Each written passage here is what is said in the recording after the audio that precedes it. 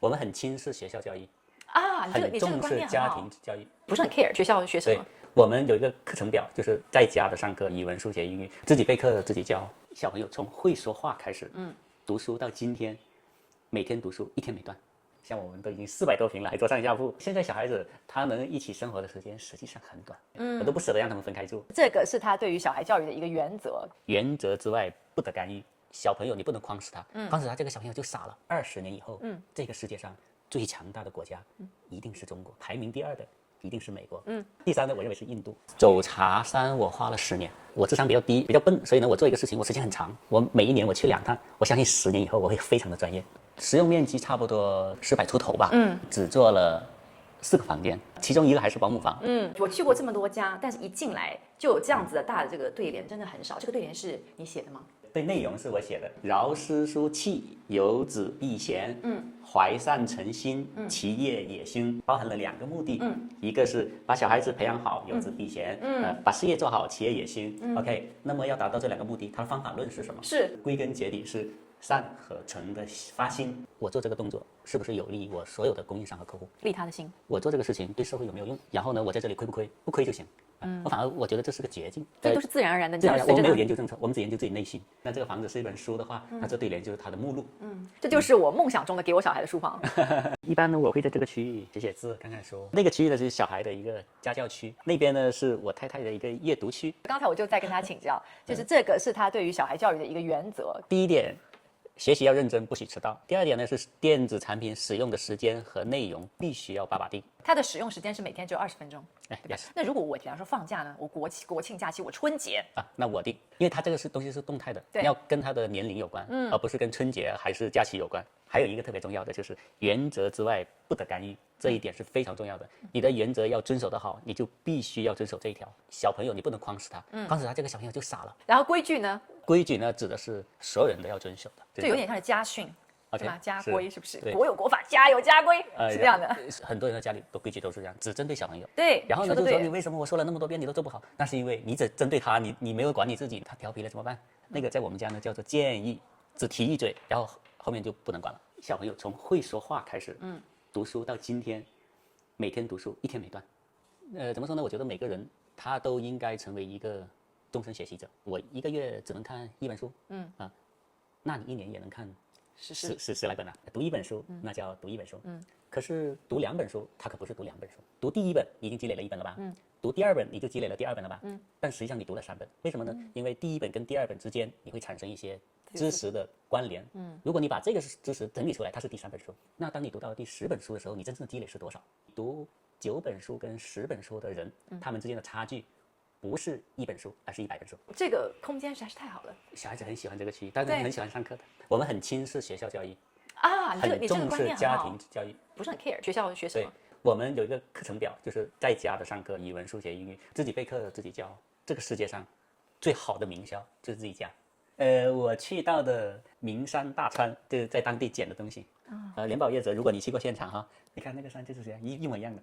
峨眉山的地质它就是这样一层一层的，然后这个不是峨眉山的金顶吗？像我们都已经400多平了，还做上下铺，就是为了让他们2人在一个小的密闭空间的交流的兄弟的感情的一个地方。有一种兄弟情叫上下铺。现在小孩子他能一起生活的时间实际上很短，我都不舍得让他们分开住。从小到大，他最严重的是件什么事情？然后你会怎么教育他？其实就是有一次在学校跟同学打架，然后就把对方打伤了。OK， 关起门来跟他去了解这个事情耐心的去了解小朋友他为什么会做出这样的一个举动。如果他感觉委屈，那他觉得哪个点不公平，让他自己把这个说清楚。他非常离谱，你也不会打他的人吗？不会。我也去过很多家老本人，但一进到这个家，就是很舒服，有一种就很想现在放松心情开始度假的感觉。他还是很闲适的。使用面积差不多400出头吧，只做了4个房间，其中1个还是保姆房。这个背景墙，他用一幅中国园林式的一种表达方式来当它的一个背景墙，它不会像一个大理石那种背景很硬板的那种感觉。对，朋友们啊，我们现在杭州不管怎么样也是11月、12月了，这真是我们已经羽绒服了。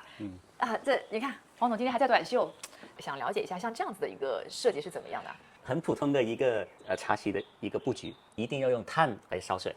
所以这个里面是放炭的。你这个一看就是非常懂茶的人啊。中国历史上从唐代的陆羽茶经开始，到现在，所有的茶叶的理论的书籍，我是全部都精读过的。走茶山我花了10年。我智商比较低，比较笨，所以呢，我做一个事情，我时间很长。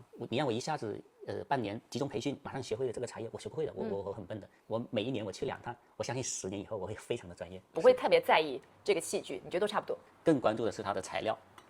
材料不同的材料，比如说有泥做的，有这个瓷的，不同的材料对泡茶它会产生一些影响。陶的呢，它的透气性更高，香气可能没有那么聚拢。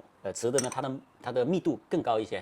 不同的温度之下，它的茶叶的芬芳物质释放的品种不一样。哎，所以你每天坐在这边看的这一幅是什么？这是一幅《兰亭序》。挂在这里呢，喝茶的时候读一下帖。什么叫读帖呢？就是每天要看它这个字，这是观察的茶字。对，它写的好的原因是它这一撇是个锐角，这边是个钝角。有时候一个字可能你要1个月了，悟很久，就是要看对，感觉，要看很久。我觉得你这个院子应该做了比较大的改造吧，因为很显然这个院子应有尽有。麻雀虽小，五脏俱全。在那边茶室聊天嘛，就这个鱼非常活泼，就一直在跳出来这个水面。可能我会有2条金鳞的这个茶粒，茶普通的的茶的颜色，但是它是金色的鳞片的。我们做这个园林要很重视水的方位，还有它的一个布置。我的石头这种有重量的东西跟水的一个搭配。第3个要重视它的空气和风的流通方向。第4一个呢，就是要设计它的声音。下雨的时候，我们为什么种了芭蕉？下雨的时候，它啪啪啪啪，这个打到芭蕉上的那个声音。设计比较有争议的话，我只是打个比方，不要别骂我。我们认识到，20年以后，这个世界上最强大的国家一定是中国。OK， 那么排名第2的一定是美国。我只说我的认知。快说快说。第3呢，我认为是印度。我们观众今天来看这一集，肯定是为了他想要可以参考嘛，对吧？你的路径。那你目前能不能透露1、2？又跟教育有关。人的教育，我自己的理解，它分成好几种。第一种呢是一种基因式的教育。没有人教你，你就会吃饭吧。第2种呢，就是那种血缘性的教育，它一定会从那里得到一些传承。第3个部分呢，它就来源于整个人类的智慧的积累。它这3种教育类型它是有层级的。一个人千万不能只依赖于动物性的或者血缘性的教育，一定要加大第3部分文明传承的这个教育。很荣幸的就是我很小，就是读的书的量也比较大。高中的时候我就非常非常的清晰。在我工作的时候，最火爆的行业一定是地产和外贸。我在高中时候已经谈女朋友了，就是我现在老婆，然后我就让她你要读外贸专业。OK， 然后我们读了大学开始注册公司。我一边读大学一边经营自己公司。我觉得这个事情的难点是在于，我有足够的知识量，我先确定一个方向，我很笃定的知道这就是我的必经之路，我应该去这个地方啊。其次才是说我如何到达，或者是我应该怎么样坚持。每个人都要善于潜龙勿用那个状态。然后我觉得你都应该开始学习，不要着急的想成功这个事情，找到自己的方向，然后形成自己的判断，然后在自己判断的那个领域，开始种下自己的一颗没有回报的种子，等着这个回报自己发芽。所以他们问我，你怎么活得这么悠游啊？因为我紧张不起来，因为我规划的事情都是以10年为单位的。就你说出来，大家会觉得平平无奇，也没有说什么骇世惊俗，好像大家就完全没有想到的东西。但是其实就像你说的，它执行起来其实非常有难度，非常有难度。Anyway， 我相信这一集下面的评论一定是很多人的问题，我再帮大家来转达。OK， 没问题。OK， 好的，那谢谢黄总这一集。好的，那我们就下一集再见喽，谢谢大家，拜拜。拜拜。